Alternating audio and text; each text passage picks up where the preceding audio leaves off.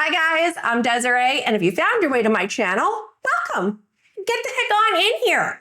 My guess is that you either love makeup or you just like hearing a really good story, and just maybe you're looking for a little bit of both. You're in the right place. In each episode, I'm going to do my makeup while I tell you a story about someone who I've been recently inspired by. And I think, you know what? I think this story needs to be told or retold. And if you're into any of these things, maybe ring that bell to subscribe, like the video, and feel free to leave a comment with any feedback because I'm open to it, at least for now.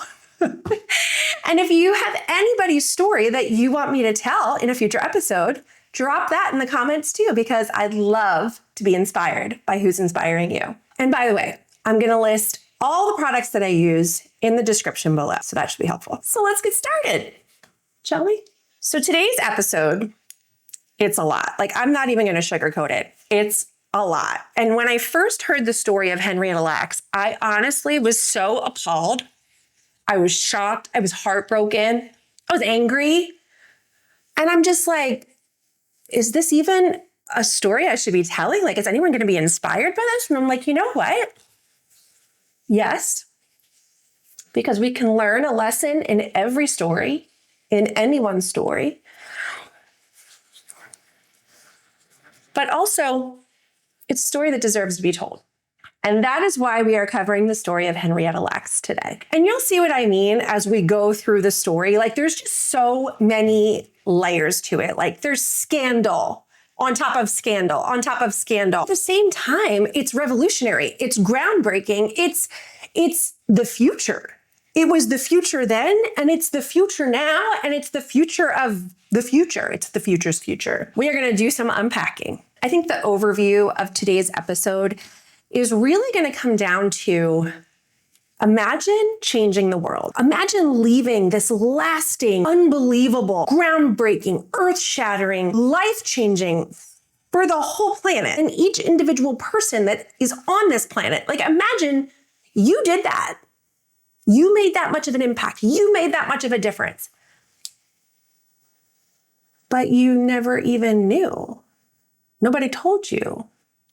Nobody asked you. I will start by saying this, and then we'll get right into the story. Henrietta Lacks today is dead, but she is very much alive in almost every single one of us. All right, let's get started. So Loretta Pleasant, yes, Henrietta, at some point in her life, changes her name from Loretta to Henrietta. No one knows when, no one knows why. But for the sake of this story, Loretta and Henrietta are the same person, but we're going to start calling her Henrietta like right now. So Henrietta Pleasant is born on August 1st, 1920. You know what that means? She's a Leo. So shout out to all the Leos. She was born in Roanoke, Virginia, and her parents' names were Eliza and John Pleasant. John and Eliza actually had 10 children in total. But unfortunately, Eliza, Loretta's mom, she actually would pass away during complications from childbirth of that last baby, that 10th baby. And there's just like a lot going on. Henrietta's father, John, is processing the fact that his wife has passed away tragically during childbirth. They have 10 children. Like 10 whole human beings that they have to take care of, including that newborn. And he's going to be doing it by himself. In 1924, so Eliza is 4 years old at this time, he makes a very difficult decision to split the kids up and essentially let them be taken in by different family members and people that they know who can help him care for all these kids. Henrietta will get taken in and raised by her grandfather, who lives on a tobacco plantation in Virginia. And, you know, he's like, I'm not going to turn down my grandbaby. I'm already raising one of my other grandkids. We have this itty bitty tiny cabin on this plantation that he has to work on. He's like, Henrietta can come stay with me and I will raise her, but there's not going to be a lot of room. Like, she's not only going to have to share a room, but she's going to have to share a bed with her cousin, David. And by the way, her cousin David, he goes by Day, like beautiful, sunny day. It's a new day.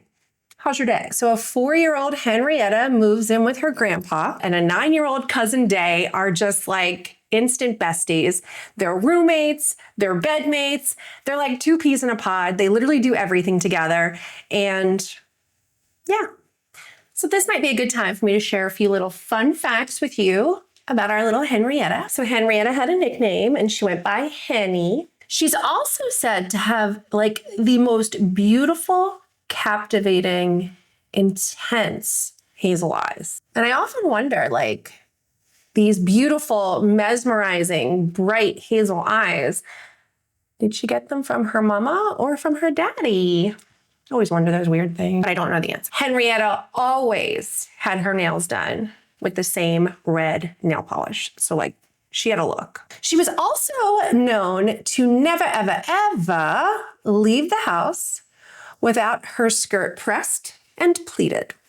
Sadly, in the 6th grade, she ended up having to drop out of school so that she could go to work on the plantation and help the family. And I'm like, okay, so how old are you in 6th grade? That's like 11, 12. So 11, 12 years old. Our little Henny dropped out of school to work full time with the family. So an interesting fact about Day is that, I didn't want to leave him out. He actually, when he was born, and he's 5 years older than Henrietta, when Day was born, he actually was declared or pronounced stillborn at his birth. And the midwife was just like, for whatever reason, like was not having it. Like she was not accepting it. And said that she worked on him until she was able to resuscitate him. And obviously he lived because at 9 years old, he's living and working on the farm. And I just thought that was amazing. Like, so amazing for so many reasons.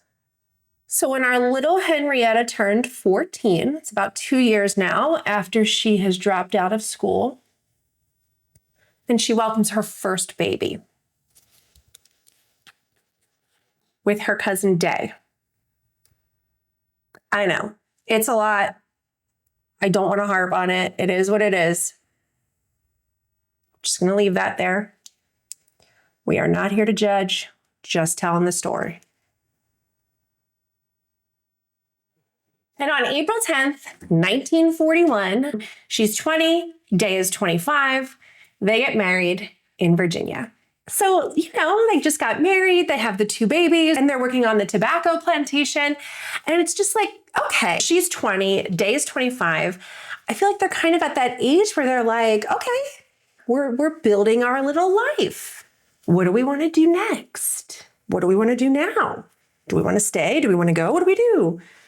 Because we're so in love and we just got married. So a few months after they get married, Day's cousin, well, I guess it's both of theirs cousins because they're cousins. Anyway, so a few months after they get married, cousin Fred reaches out and he's like, hey, I'm up here in Baltimore. And it's awesome. He's like, you guys have got to leave that plantation life behind. And you need to get up here because the future is steel. And I can get you in. I know all the people. I'm already working there. But you guys got to get up here. Like, strike while it's hot. Get up here. Like, I feel like we all have those moments where it's like somebody will call us or reach out and be like, hey, do you want to do X, Y, Z? And we're like not in the mood. We'd much rather rot in the bed. Like, I've been there a million times. But the person who's inviting you is so excited about whatever it is that they're inviting you to that you start to get excited too. And you're like, well, I was just fine rotting in the bed with my dog. Like, I wasn't really going to do anything, but you start like, you just get caught up in the energy. Energy is contagious.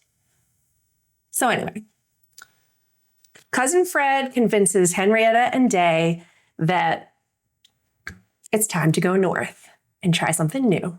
So they pack up the kids, they pack up whatever they have, and they head on up north. And I have no idea how they got there. I don't know if they're taking the train, if they're walking, maybe they rode a horse. I have no idea. I have no idea how they're getting to Baltimore from Virginia, but they make it. The only issue is that when they get to Baltimore, they've only been in Baltimore for a little bit, like a couple weeks max. The same time they get to Baltimore, cousin Fred, who's like the one who insisted they come up there, he's going to set them up. You're getting a new job at Bethlehem Steel, like all this stuff. Cousin Fred gets called to serve in World War II. So he's got to go. So Henrietta and Day, they're there with the two babies. They've never left Virginia before. Heck, they've never even left Halifax. And they're like, in this new city, Day's got a new job. They literally don't know anyone except for Fred. And now he's being deployed. They're kind of freaking out. Like, should we stay? Should we go? This is a lot and it's scary.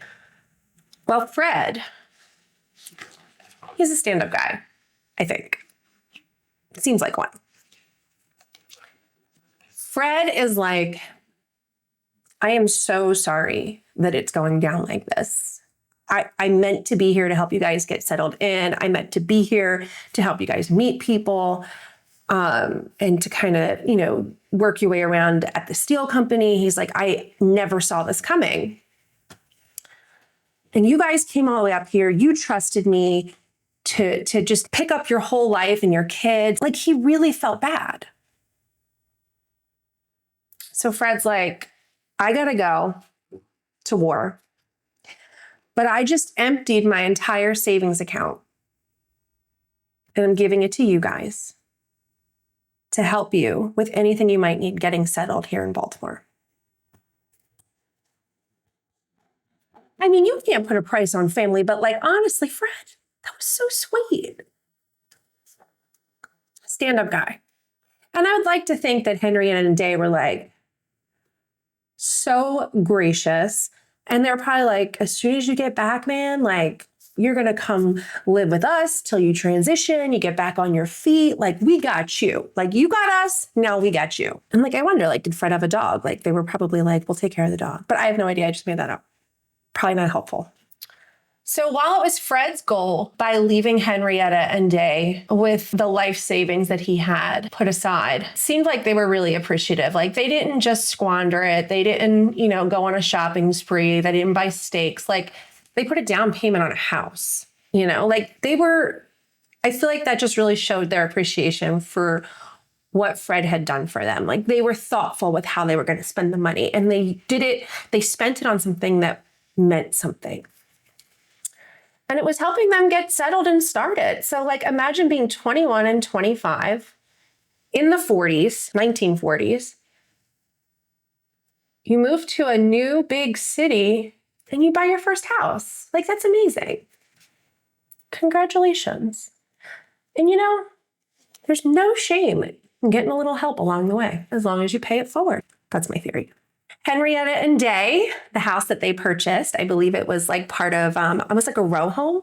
I'm from the Philadelphia area. So like row homes are something that are common in the area where I grew up. I Googled the address, 713 New Pittsburgh Avenue, and it's in Baltimore County.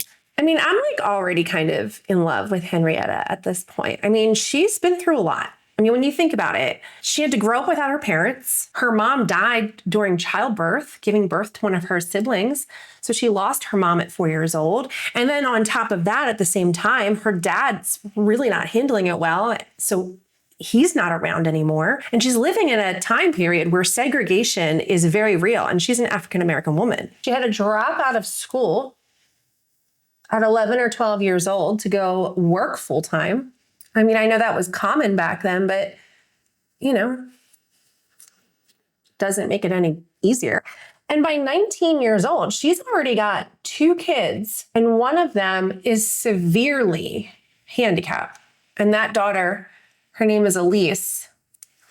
I often wonder if she was named after Henrietta's mom. Her name was Eliza. So I wonder if it was just like a spin on that. But her daughter was so severely handicapped she had to care so much extra for her because she needed it. And she was her mother, and they're in a big city that they don't know anybody. So there's not any help around.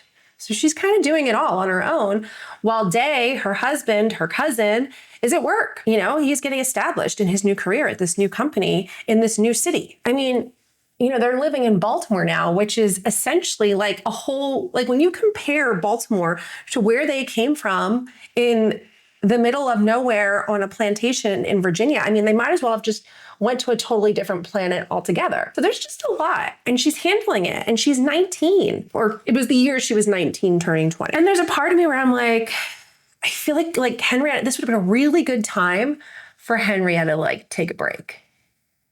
But nope. Our little Henrietta, our little Henny, was not taking a break. She had a lot of work to do, so she went on to have 3 more babies. That's 5 total, making them a family of 7. No rest. Not for Henrietta. Guys, I forgot to do this part first. I was wondering why it looked so weird.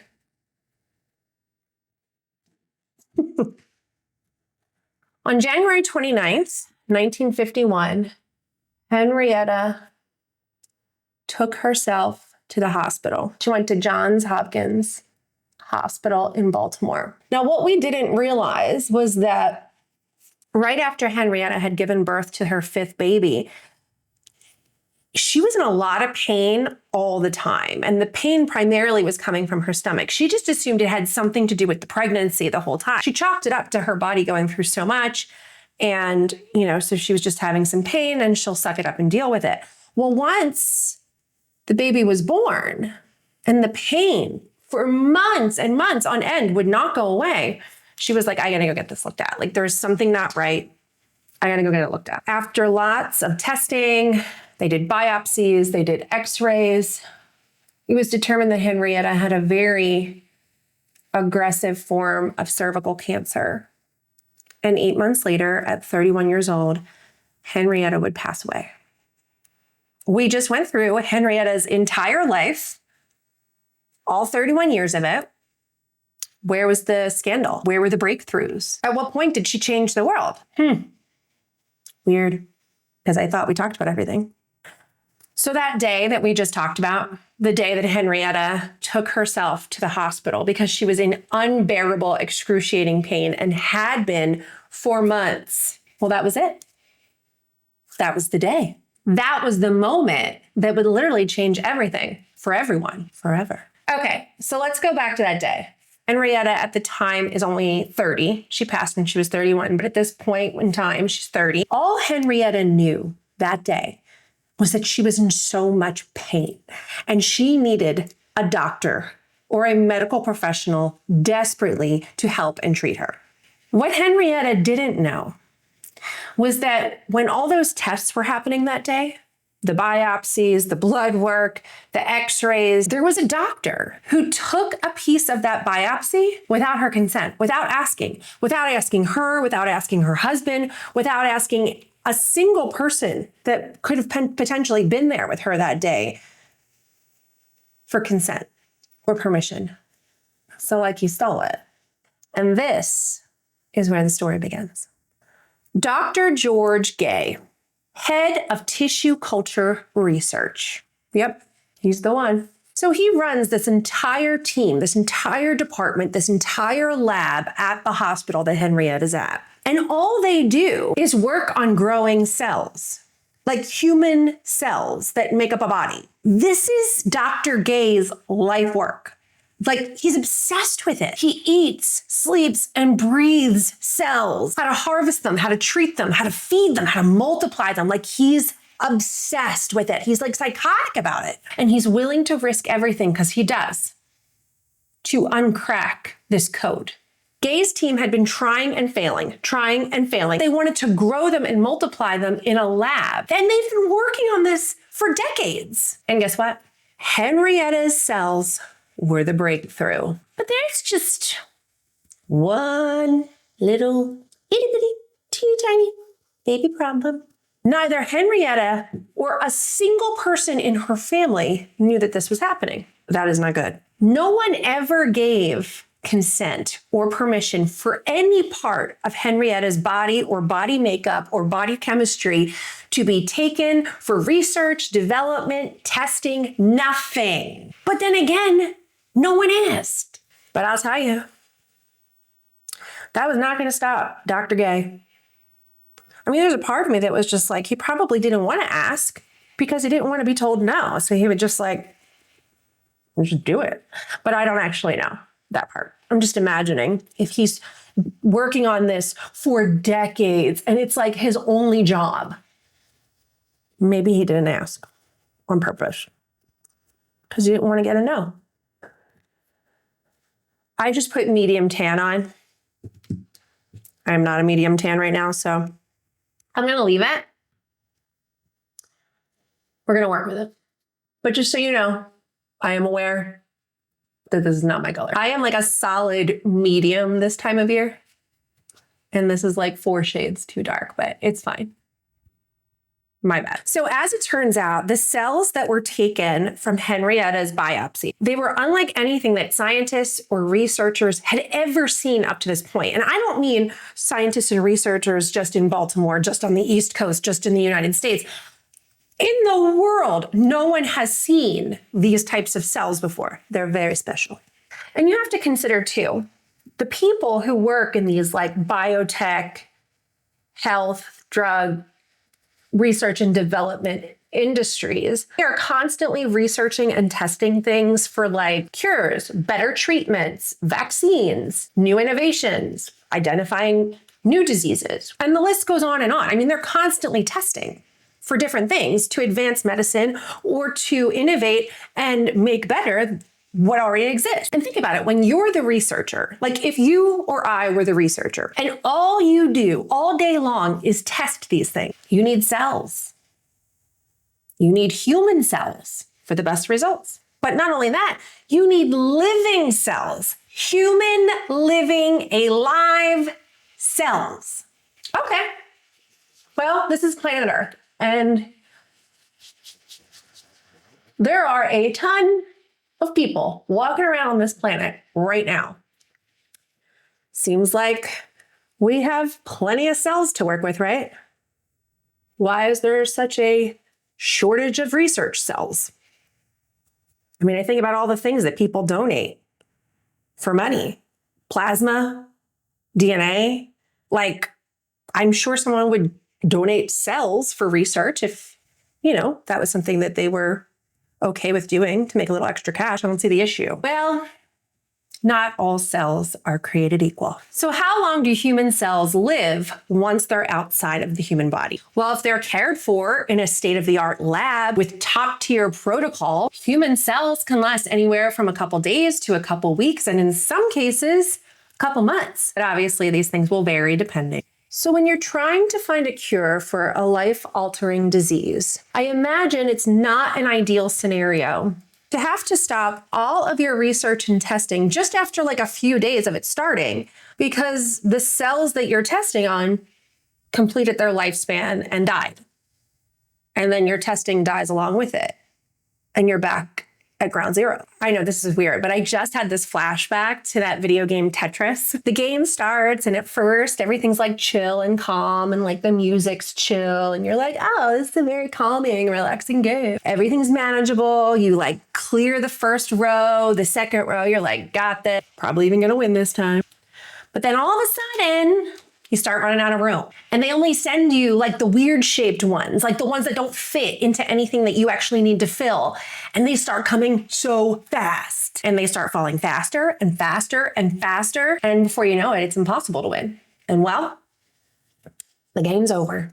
You can try again, but you're starting at level 1. And I imagine as someone who is not in a research or development field, that could be an insulting comparison, but that's how my mind is processing this from the outside looking. So now I'm almost kind of trying to wrap my brain around the idea of this being my job. 5 to 6 to 7 days a week, 8, 10, to 12 to 14 hours a day, week after week, month after month. And I just do it over and over and over again. Every single day I go to work. For like 30 years though. I don't know. I don't know if I could do it. I mean, I could do anything if I had to, but like, I don't know if I could do it. So imagine the day when Dr. G discovers the first ever human cells that do not die. And they didn't just live for a few days, a few weeks, a few months. Henrietta Lacks cells did not die ever. All day long. Henrietta's cells are back at the lab in these test tubes, in those refrigerators that when you open the door, all the smoke comes out. And they are reproducing at record numbers. Dr. Gay is realizing that there is no research, there is no development, there is no hypothesis or idea that cannot be thoroughly tested from this point forward because the cells died before they could get the data. This is huge. This is not only huge for Johns Hopkins or for Dr. Gay, this is huge for the world. So Henrietta's cells get their own special name, and they call them the HeLa cells. It's HeLa. And when you think about it, it was kind of a obvious code, but it would only be obvious if you knew. But they took the first two letters of Henrietta Lacks' first and last name, so HeLa, HeLa, and they called them the HeLa cells. These immortal cells literally and instantly became critical for scientific and bio research. And Dr. Gay, he was sharing these cells with other hospitals, with other research teams, with other countries. It's not like he was keeping them all to himself so he could have all these breakthrough research and developments for himself and his team. He was sharing them with other hospitals, with other countries, like literally with the whole world to try to advance medicine. He just didn't ask. He didn't do it the right way. So I want to give you an idea here of the types of things that Henrietta Lacks cells have been used for, just to kind of give you an idea of how important this is. These cells were used in research and development for treatments related to polio, so many different kinds of cancer, influenza, Parkinson's, leukemia, HIV and AIDS, and most recently, COVID-19. They've been a part of the research and development for so many advancements that have been made in cloning, gene mapping, in vitro fertilization. Her cells have even been used in testing regarding the effects of atom bombs and their radiation effects on humans. Her cells have even been sent to space. Like, no joke. They were sent in these like experimental phases to see how the human body would react in these zero gravity environments for prolonged periods of time. Like, this is like all stuff that was so futuristic at the time. And without her cells, none of it would have happened. I mean, we're talking about cures, treatment, completely brand new concepts. Space. Amazing, right? Yeah, like go, HeLa, go. It brings us back to the fact that Henrietta never knew. Her family never knew. Her husband never knew. I mean, Henrietta passed away from cervical cancer in 1951. And we're still using these cells today.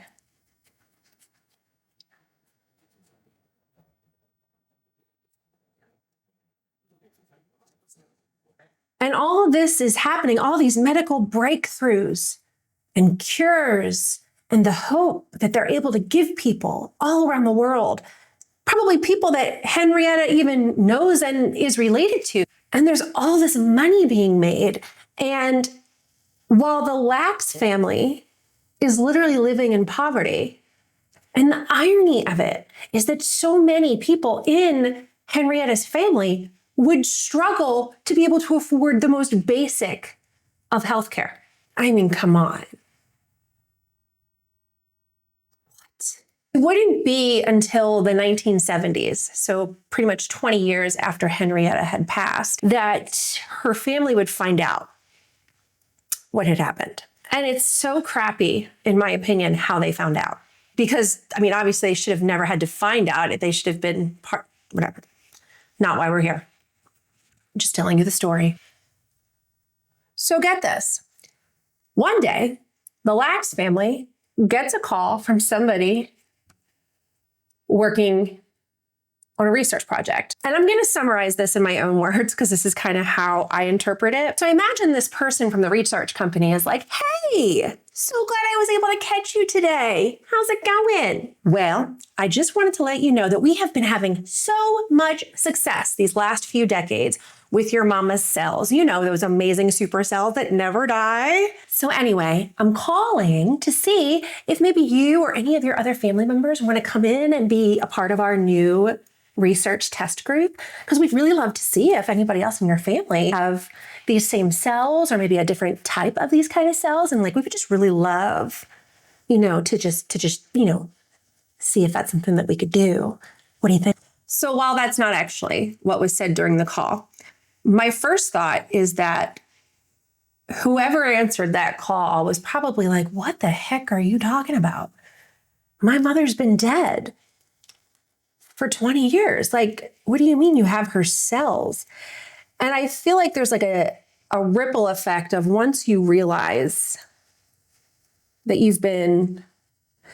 feel like there's like probably at one point it hits you and you're like, oh shit. Like, you've had access to my mom's cells all this time? Like, she never told us about that. Like, I feel like there's like this ripple effect, this domino effect of realizing that something's very wrong here. So that was my first thought when I saw that that's how they found out, that somebody just nonchalantly called and said, do you want to be part of the next research group? My second thought was that whoever made that phone call clearly did not check with their boss first. I mean, I don't know. I mean, I'm just guessing.